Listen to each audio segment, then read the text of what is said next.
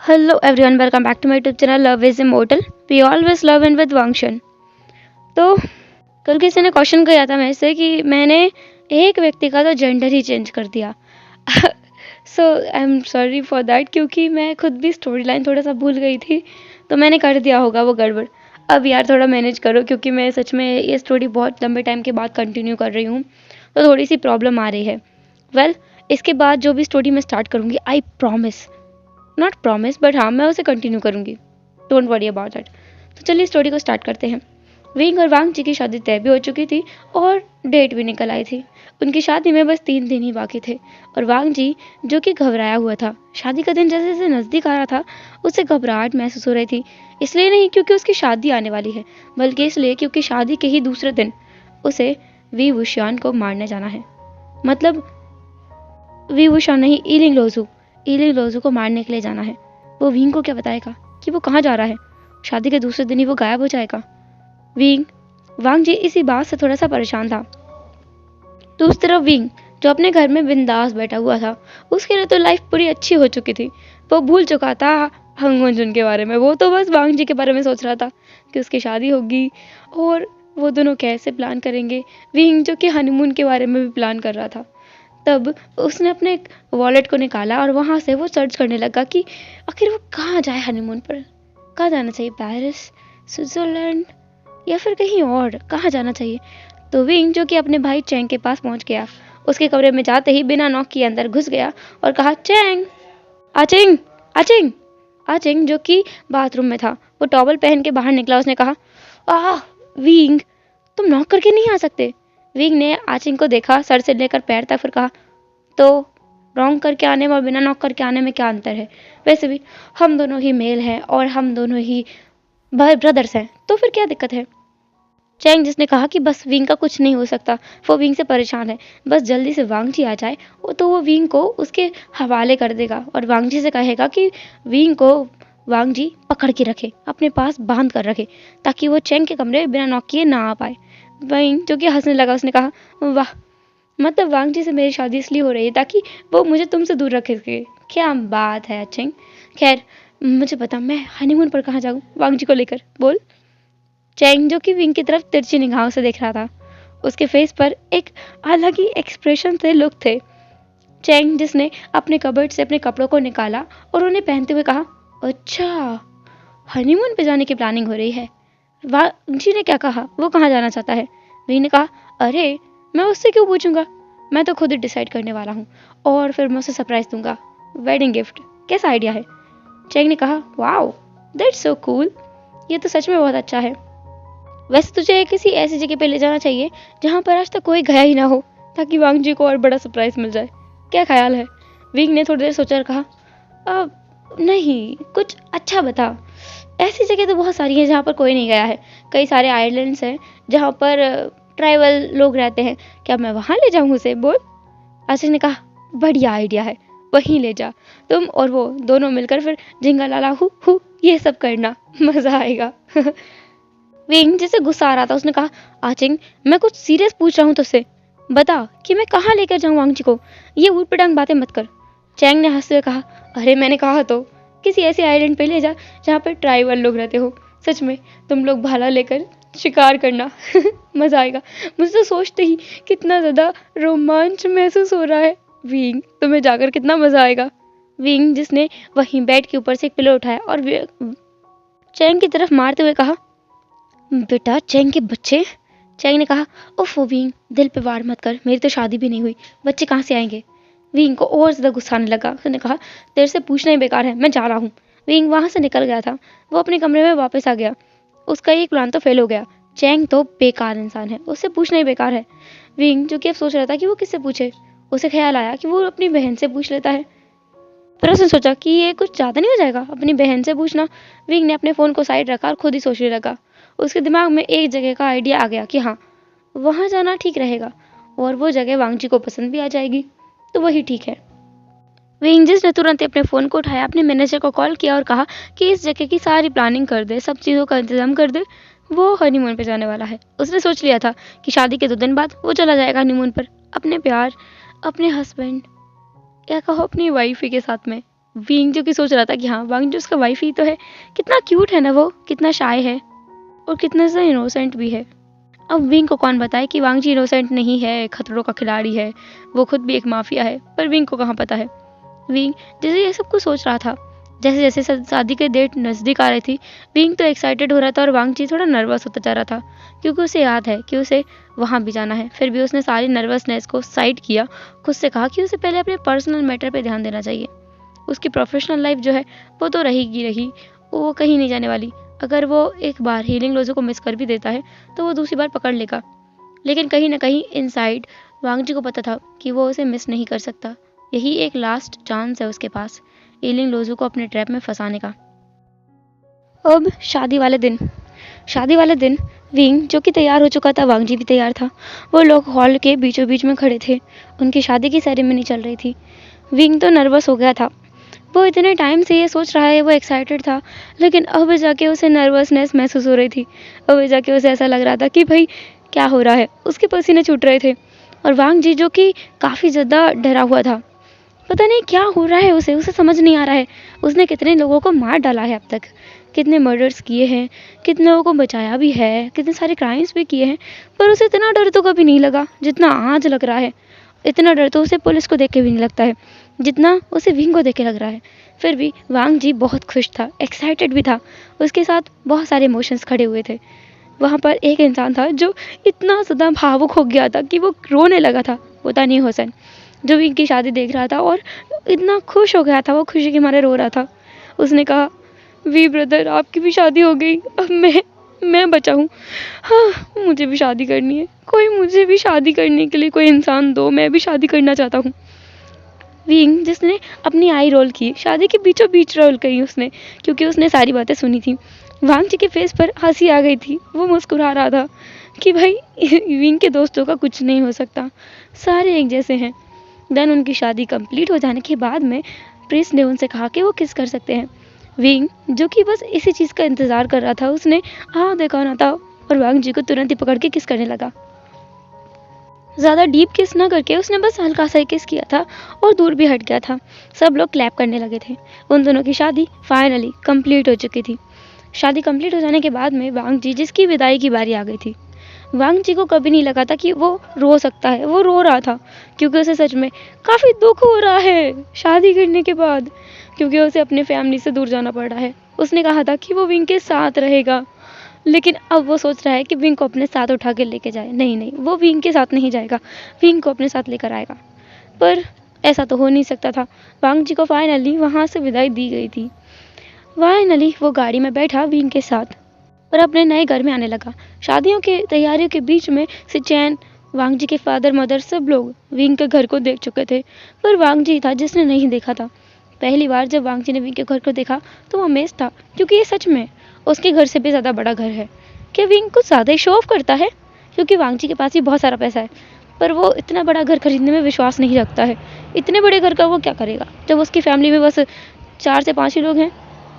Wing जो कि वांग जी को अंदर लेकर आया। अंदर तो भंडारा था लोगों का, क्योंकि वहाँ पर काफ़ी लोग मौजूद थे, जितने मैरिज सेरेमनी में नहीं थे उससे भी ज़्यादा लोग थे। विंग सबसे वांग जी को मिलवा रहा था। अब जाके वांग जी को पता चला कि ये घर सूना सूना नहीं है, यहाँ बहुत सारे लोग रहते हैं। विंग के अंकल आंटी, विंग का जो कज़न ब्रदर जियांगचेंग है वो, उसकी कज़न सिस्टर जिसकी शादी हो चुकी है उसका भी यहाँ पर रूम है, वो भी आकर यहाँ रहती है कभी कभी। और भी विंग के काफ़ी सारे रिश्तेदार हैं, अंकल आंटी दूसरे वाले, दूर के उसके मामा मामी वाले, बहुत सारे लोग रहते हैं। विंग के काफ़ी सारे कज़न्स भी इसी घर में रहते हैं। तो वांग जी सोच रहा था कि इतने लोगों के साथ उसे रहना है। वहाँ पर विंग और वांग जी बैठे हुए थे अब सबके बीच में, और सब लोग वांग जी से बातें कर रहे थे, विंग को इग्नोर कर रहे थे। विंग ने कहा, सब लोग उसके आने के बाद मुझे भूल जाओ। विंग नौटंकी कर रहा था क्योंकि उसे महसूस हो रहा है सब लोग वांग जी से बातें कर रहे हैं और वांग जी को अनकंफर्टेबल महसूस हो रहा है। तो विंग ने खुद से ये कह दिया ताकि सबका ध्यान उसकी तरफ आ सके, और हुआ भी ऐसा ही। सब लोग अब विंग को टीज कर रहे थे कि विंग कैसा है, एक ही दिन हुआ उसकी शादी को और देखो वो तो अपने हस्बैंड के रंग में रंग गया, हमें तो भूल गया है। वो उसे टीज कर रहे थे। फाइनली जब उनका टीज करना हो गया तो मिसेस वी ने ही विंग और वांग जी को उनके कमरे में भेज दिया था। विंग का कमरा काफ़ी अच्छे से डेकोरेट किया गया था आज, स्पेशली आज के लिए, क्योंकि आज उनकी वेडिंग नाइट जो है। वांग जी काफ़ी नर्वस था, वो बेड पर बैठ गया था जाकर। उसने विंग से कहा, तुम्हें नहीं लगता कि कमरे में बहुत गर्मी है? ये उसने कहा था ताकि वो कन्वर्सेशन को चालू कर सके, पर उसके शब्द ही गलत पड़ गए। वांग जी ने कहा, मेरा मतलब कि एसी नहीं चल रहा है ना, इसलिए। विंग जिसने वांग जी की तरफ देखा और कहा, हाँ, कि तुम्हें चलवाना है? मैं चलाऊं? तुम कहो तो मैं कुछ भी कर। हाँ। वांग जी, विंग जो कि खुद पर ही फ्रस्ट्रेट हो रहा था कि वो क्या बोल रहा है, उसे समझ आ रहा है। विंग ने फिर एक गहरी सांस ली और वांग जी के पास जाके बैठ गया। उसने फिर अपनी पॉकेट से 2 टिकट्स निकालकर वांग जी के हाथ में रखे और कहा, लेंजन, ये तुम्हारा वेडिंग गिफ्ट है, लो। वांग जी ने अपने हाथों की तरफ देखा। उसने कोई वेल तो पहन नहीं रखा है, तो वो देख सकता है। उसने देखा और वो हैरान था। वो दोनों कनाडा जा रहे थे। वो कनाडा की टिकट्स थी। विंग ने काफ़ी सोचा था कि वो कहाँ जाए। हनीमून प्लेस तो काफ़ी सारे उसे दिखे, जो काफ़ी एक्सपेंसिव थे और अच्छे भी थे। वांग जी को पसंद भी आते, पर विंग को कुछ ऐसा देना था जिससे वांग जी के इमोशंस कनेक्ट कर पाए। और वो जानता है, कनाडा में वांग जी की जो बड़ी बहन है, उसकी ग्रेव है। वांग जी की एक सिस्टर भी थी, जिसकी डेथ बचपन में ही हो चुकी थी। तब वांग जी की फैमिली वहाँ रहा करती थी और वहाँ से यहाँ आई थी। विंग को ये पता करने में बहुत ज़्यादा टाइम लगा था। एक्चुअली में जब वो किंडरगार्टन में घूमने गए थे, तभी वांग जी ने विंग को ये बात बताई थी। वो ये बताते हुए थोड़ा सा सैड लग रहा था और विंग समझ पा रहा था कि वांग जी अपनी बहन से शायद बहुत प्यार करता था, इसलिए उसने कनाडा चुना। अब वांग जी बहुत खुश हो गया था। उसने खुशी खुशी विंग को गले लगा लिया। विंग ने भी वांग जी को हग किया और फिर उसे रात भर बहुत प्यार किया। उसे अपने पूरे प्यार से भर दिया। उसे इतना प्यार किया कि मॉर्निंग में बेचारा वांग जी खड़े होने के लायक नहीं बचा। फाइनली जब विंग खुद से सेटिस्फाई था, तब वो उठा और वांग जी को टीज करते हुए उठा। वांग जी जो उसके ऊपर पिलो मार रहा था और बोल रहा था, हाँ, मैं तुम्हें सच में नहीं छोड़ूंगा विंग के बच्चे। विंग जिसने कहा, अरे वांग जी, मेरे तो कोई बच्चे ही नहीं है, तुम कहो तो हम यहाँ ला सकते हैं। उसने वांग जी के फ्लैट टमी की तरफ इशारा किया। हालांकि वांग जी को भी पता है कि ऐसा होना इम्पॉसिबल है, फिर भी उसने कहा, अच्छा, तुम ऐसा कर सकते, तुम्हारे अंदर इतनी हिम्मत है। विंग जो सोच रहा था कि वांग जी कितना बोल्ड है, सुबह सुबह उसे ट्रिगर कर रहा है, और उसने वही किया जो वांग जी ने एक्सपेक्ट किया था। फिर से वो नेक्स्ट राउंड के लिए तैयार हो चुका था। फिर से वांग जी जो कि मॉर्निंग के साउंड्स को निकालने लगा था। फिर से वांग जी विंग के लिए गाना गुनगुनाने लगा था। विंग के लिए तो वो मॉर्निंग साउंड्स किसी सिंगिंग के सॉन्ग से ज़्यादा किसी सॉन्ग की तरह ही थे, इसलिए उसे तो अच्छा लग रहा था। देन वांग जी जो कि अब वहाँ से बाहर आ चुका था, वो लोगों ने बात ले लिया था और ब्रेकफास्ट के लिए या कहो ब्रंच के लिए वो दोनों बाहर आ चुके थे। फैमिली वालों ने उन्हें बहुत टीज भी किया। वांग जी को तो बहुत शर्म भी आ रही थी, फिर भी उन्होंने ब्रेकफास्ट किया। ब्रेकफास्ट के बाद वो दोनों अपने अपने काम के लिए निकल गए। वांग जी ने विंग से कहा था कि आज आने में उसे देर हो जाएगी, हो सकता है कि वो आज घर ही ना आए, क्योंकि उसे बिजनेस मीटिंग की वजह से बाहर जाना है। उसने बड़ी मुश्किल से विंग से झूठ बोला था और विंग ने भी इस बात पर यकीन कर लिया, क्योंकि उसे भी बाहर जाना है हंगुंजन से मिलने के लिए। विंग और वांग जी अपने अपनी मंजिल के लिए निकल चुके थे। हालांकि उनकी मंजिल एक ही थी। वो दोनों अपने उसी हुलिये में वहां पहुंच चुके थे जहां उन्हें जाना था। वो दोनों एक दूसरे को यूं ढूंढ रहे थे। वांग जी जो कि ईलिंग लोजू को ढूंढ रहा था और ईलिंग लोजू मतलब विंग जो कि हंगुंजुन यानी वांग जी को ढूंढ रहा था। वो दोनों एक दूसरे को ढूंढते हुए उसी एक कमरे में आ गए थे, जिसका एड्रेस उन्हें उन बिग बॉस ने दिया था। वहां आने के बाद वांग जी ने विंग के सर पर बंदूक रख दी थी। उसे फिर भी थोड़ा सा कुछ महसूस हो रहा था अपने अंदर कि गलत है जो वो गलत कर रहा है, उसे ऐसा नहीं करना चाहिए। फिर भी वांग जी ने अपनी गन को नहीं हटाया। विंग की गन भी वांग जी के हेड पर थी। वो दोनों एक दूसरे के सामने खड़े हुए थे, गन को एक दूसरे के माथे पर रखकर। उन दोनों का ही एकदम सेम था कि बस एक मिनट क्या, कुछ सेकंड्स में सामने वाला ढेर हो जाएगा। चाहे उसकी जान जाए ना जाए, पर वो सामने वाले को जिंदा नहीं छोड़ेगा, क्योंकि उसने बहुत कुछ गलत सुन रखा है। इन दोनों ने एक दूसरे के बारे में बहुत कुछ गलत सुन रखा है और उन्हें इन दोनों को एक दूसरे को मारना भी है। फिर बाद में वो बिग बॉस को भी मारना चाहते हैं। वो दोनों इससे पहले कि ट्रिगर दबा थे, वहाँ पर सायरन की आवाज़ आने लगी थी। वहाँ पुलिस आ गई थी। वांग जी और विंग मतलब ईलिंग लोजू और हंगुंजुन दोनों एक दूसरे की तरफ देख रहे थे। हंगुंजुन जिसने अपना मुंह खोला और कहा, तुम। लेकिन ये आवाज़ सुनकर विंग स्टिफ था। वो इस आवाज़ को बिल्कुल नहीं भूल सकता, कल रात के बाद तो बिल्कुल भी नहीं। उसने कहा, वांग जी। ये आवाज़ सुनकर वांग जी स्टिफ था। उसे हमेशा से लगता था कि उसने ईलिंग लोजू को कहीं तो देखा है, पर उसने कहाँ देखा है, कहाँ सुनी है ये आवाज़, उसे कभी एहसास ही नहीं हुआ था। आज पहली बार उसे लगा कि ये क्या है। वांग जीस ने अपने मास्क को हटा दिया था, क्योंकि उसे एहसास हो रहा था कि ये विंग ही है। विंग ने भी ऐसा ही किया। उन दोनों ने एक दूसरे को देखा। वो दोनों हैरान थे, लेकिन अभी हैरान होने का समय नहीं था। उन्हें यहाँ से भागना होगा। दोनों ने एक दूसरे का साथ दिया। उस रूम से वो चुपके से निकल गए। एक दूसरे के ही उन्होंने कपड़ों को हटा दिया था, अंदर जो उन्होंने पहन रखा था, क्योंकि उन्होंने अपने सिंपल कपड़ों को पहन रखा था, टी शर्ट एंड एक ट्राउजर्स, वो ही उन्होंने पहन रखा था। बाथरूम में जाके उन्होंने अपने कपड़े निकाल दिए, वहीं फेंक दिया, और पाइप से, जो बालकनी थी वहाँ के पाइप से उतर कर दूसरे रूम में आकर और वहाँ से वो दोनों बाहर निकल आए थे। विंग और वांग जी दोनों नहीं, अपने अपने नाम पर, मतलब जो उन्होंने, उनका ओरिजिनल नाम था, एक एक रूम बुक कर रखा था। तो विंग तो वांग जी को अपने रूम में खींच कर ले गया। वहाँ ले जाकर वो दोनों अपने रोमांस में मग्न हो गए थे, और यहाँ पुलिस उन दोनों को ढूंढ रही थी। सीसीटीवी कैमरा से बचना उन दोनों के लिए तो बच्चों का खेल था, क्योंकि वो लोग ये बहुत समय से करते हुए आ रहे हैं। तो दोनों बच्चों के थे उन सब चीज़ों से। सारे रूम्स को चेक किया जा रहा था, सारे रूम्स को ही। उन दोनों के रूम के पास भी वो आ गए थे। वहाँ आकर उन्होंने वो देखा, मतलब पुलिस वालों ने भी देखा, सब कुछ चेक किया। उन्हें कुछ भी सस्पिशियस नहीं लगा, क्योंकि विंग और वांग जी दोनों मेकआउट करते हुए पकड़े गए थे। वो दोनों निकट नहीं थे, उन्होंने कपड़े पहन रखे थे। बस वांग जी विंग की गोद में बैठा हुआ था जब दरवाज़ा तोड़ दिया गया था। कई सारे नॉक के बाद भी जब विंग ने दरवाज़ा नहीं खोला था, तब उन्होंने तोड़ दिया था।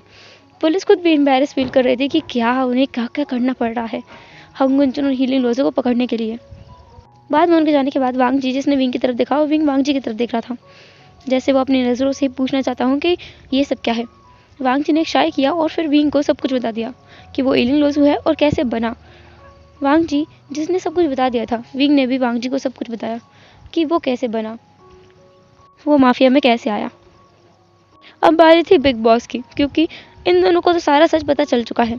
तो विंग और वांग जी दोनों निकल आए वहाँ से आने के बाद उन्होंने सब चीज़ों को इग्नोर किया और ये सी न्यूज़ स्प्रेड करवा दी कि इले लोज़ू ने हंगुंजन को मार दिया और हंगुंजन ने इले लोज़ू को मार दिया है, और उन दोनों की जो बॉडीज़ थी उन दोनों के आदमी उठाकर ले गए हैं। उन्होंने ऐसे न्यूज़ को उड़वा दिया था, और ये बात सुनकर बिग बॉस तो बड़ा खुश हो गया था कि उसके रास्ते के दोनों कांटे अपने आप ही हट गए। उसने तो सोचा था कि कोई एक हटेगा और दूसरे को उसे अपने हाथों से हटाना होगा, पर दोनों एक साथ ही हट गए। उसे बड़ी खुशी हुई ये बात सोचकर। इधर विंग, जिसने वांग जी से कहा कि वो इंतज़ार करे, अभी लोहा गर्म है, अभी वो हथौड़ा नहीं मार सकता, अभी उसके बॉस को थोड़ा सा इंतज़ार करने दो, थोड़ा सब्र करने दो, उसे रिलैक्स करने दो, सारी चीज़ों से ध्यान हटने दो उसका। उसे ऐसा लगना चाहिए कि अब उसका कोई दुश्मन नहीं बचा है, तब हम उस पर हमला करेंगे। और ऐसा सोचकर विंग, जो कि वांग जी को हनीमून पर लेके गया था, 1 हफ्ते के हनीमून के बाद में वो दोनों वापस आए थे, और तब वो बिग बॉस से मिलने भी गए थे। वहाँ जाकर उसका काम तमाम कर दिया उन दोनों ने मिलकर। बिग बॉस तो बड़ा शॉक में था कि ये सब कैसे हो गया, लेकिन उन दोनों का प्लान काम कर गया, सक्सेसफुल हुआ। अब सारा काम खत्म हो चुका था। वांग जी, जिसने कहा कि वो सच में अब ये माफिया वाला काम बिल्कुल नहीं करना चाहता है। उसने जितने अपने राइवल्स थे उसके पास कैद में, जैसे कि शुयांग वगैरह, उन सबको तो उड़ा दिया था, पूरी तरीके से ऐसा कर दिया था कि अब वो किसी काम के ही नहीं बचे हैं। वो कोई भी जुल्म कर ही नहीं सकते, ऐसा कर दिया था। और विंग, जो खुद बोल रहा था कि वो जल्दी ही छोड़ देगा ये काम, जब सब कुछ क्लियर हो जाएगा, सब मेस्ड अप जो उसने किया है, जो मैस उसने फैलाया है, वो सब कुछ समेटने के बाद वो खुद भी इस चीज़ को छोड़ देगा। वांग जी ने भी इस बात पर एग्री किया था। उनकी शादी के लगभग 1 साल बाद उन दोनों ने 2 बेबीज़ को अडॉप्ट भी कर लिया था। उन दोनों की फैमिली बहुत खुश थी उनके इतने हैप्पी मोमेंट्स को एंजॉय करते हुए, क्योंकि उन्हें पता है उनके बच्चे खुश हैं, इसलिए उन दोनों भी खुश थे। हेलो एवरीवन, आई नो कैसा रहा आज का जो एफएफ था वो। ये बहुत लंबा मैंने नहीं खींचा, क्योंकि मैं इसमें एक तो लेट हो रही हूँ अपडेट करने में, तो मैंने इसे यही एंड कर दिया। ये मेरा बर्स्ट एक्सपीरियंस था एफएफ एक्सप्लेनेशन में, कि मैंने इतना किसी एफएफ को इतना लॉन्ग लेके गई हूँ, 3 महीने लगाए हों, 2 महीने लगाए हों एक एफएफ को कंप्लीट करने में, और उसे इस तरीके से मैंने कंप्लीट किया हो। पर होता है ना, अप्स भी आते हैं, डाउन्स भी आते हैं, तो मेरा एक डाउनफॉल है, ये मेरा एक डाउनफॉल है। अब इसके बाद आई होप कि कोई अप ही लेकर आएगा, जो भी आएगा। सो मुझे माफ़ करना अगर मैंने आपके एक्सपेक्टेशंस को फुलफिल नहीं कर पाया है, तो I am really sorry guys. और फिर भी अगर आपको लगता है कि मैं एक और मौका मुझे मिलना चाहिए, तो प्लीज़ नेक्स्ट स्टोरी सुन लेना, मैं जल्दी दूसरी लेकर आऊँगी, और इस बार कंसिस्टेंसी के साथ लेकर आऊँगी, बिल्कुल भी गैप नहीं लूँगी। तो चलो फाइनली लेते हैं bye bye, tata take care, bye bye बोलते हैं। अलविदा बोलते हैं। बाय बाय, फिर मिलेंगे नेक्स्ट एफएफ में। तब तक के लिए टाटा, क्या बाय बाय, अपना ख्याल रखना।